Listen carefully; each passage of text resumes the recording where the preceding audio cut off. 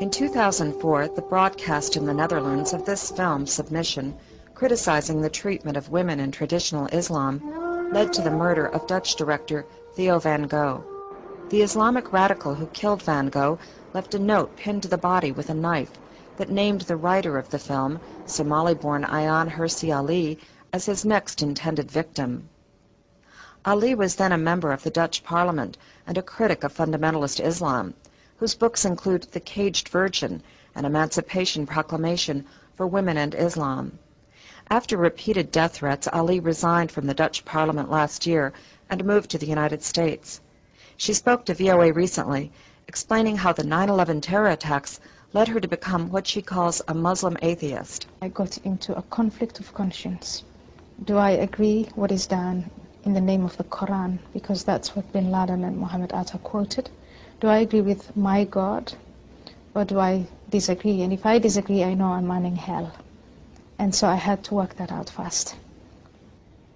But many Muslims responded to that, to 9/11, by saying they did it in the name of the Quran, but they were wrong. This is not Islam. Well, they were wrong, and the act of killing people indiscriminately is wrong. We agree on all that. But the quotations from the Quran are in there. And my approach is, it doesn't change anything if you close your eyes to the facts.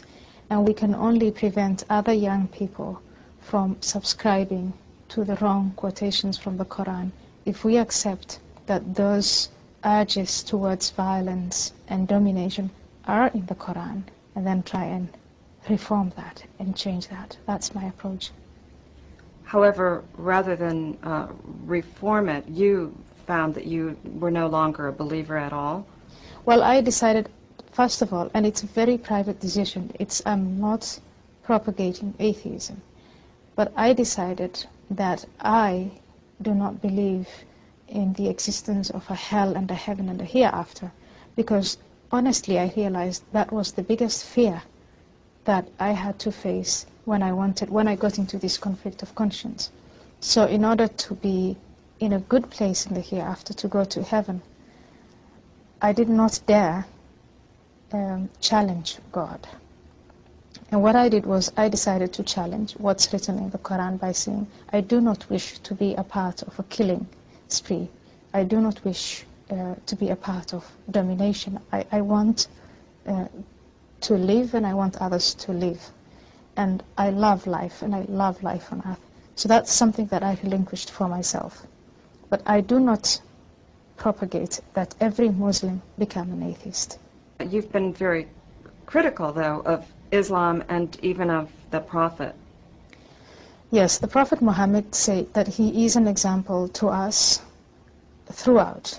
So not only in the 7th and 8th centuries, but in the 21st century. Humanity has moved on, and we can use the Prophet Muhammad as an example in all the things that I think are morally sound, such as hospitality, such as being kind to the poor and the elderly. But I do not want to follow the Prophet Muhammad as an example when he says, kill the unbelievers, ambush them and take their property. Disobedient wives should be beaten. When he divides the world into believers and unbelievers, I do not want to follow the Prophet Muhammad in that sort of morality. So you wouldn't take everything that he says literally, but rather metaphorically, the way some Unitarians do. The way some Unitarians do. You can say you can take it metaphorically. You can also say, I'm going to see some of his conduct, such as marrying a 9-year-old child, in the context of the morality of the 7th century in that part of the world. We've moved on now, and we can say we are not going to judge the Prophet Muhammad's morality in hindsight, but we are not going to follow that morality. And if you look at all the Arab countries, all the Muslim countries, where little girls are married off to older men, they all justify it as, that's the way the Prophet did it, and I'm following in the example of the Prophet. And yet somehow many good people who are Muslims somehow are able to reconcile that, maybe by simply not thinking about the literal fact of that marriage to a 9-year-old. And it would be very painful to them to hear you criticize, the person whom they revere more than anything. I understand that.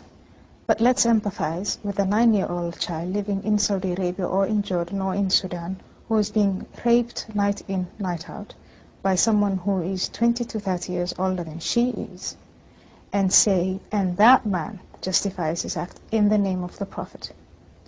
I do not want to insult or offend fellow Muslims. I just want to say, if we want to change inhuman practices practiced in the name of our faith, then the only way to go about it is to say, we will look at those who are suffering. And it's the young woman who's being raped. It's the Jewish minorities who are being oppressed, or the Christian minorities. We want to stand up for our own rights here in countries where Christians and non-Muslims are a majority. And we are succeeding in that. But when you look at Muslim countries, Arab Muslim countries, look at the way they treat minorities. And that's all done in the name of our faith. I'm just asking for equal moral standards. Let's judge ourselves as we judge others. How did you come to write this screenplay for Submission, which led to the death of your director? Theo van Gogh. I was challenged that the Quran says only wonderful things about women. And I thought, I was brought up with the Quran, so I know exactly what the Quran says, and I could find those particular verses in which God, for example, tells husbands, when you fear misconduct, warn your wives, leave them alone in bed and beat them. And there were imams in Spain and in France and in Holland and in England who were preaching from the mosques and who were saying, be disobedient wives. And so I took verses like those and had them written on women's bodies, actresses, who then depicted the image of a woman who is, for example, beaten, one who is raped.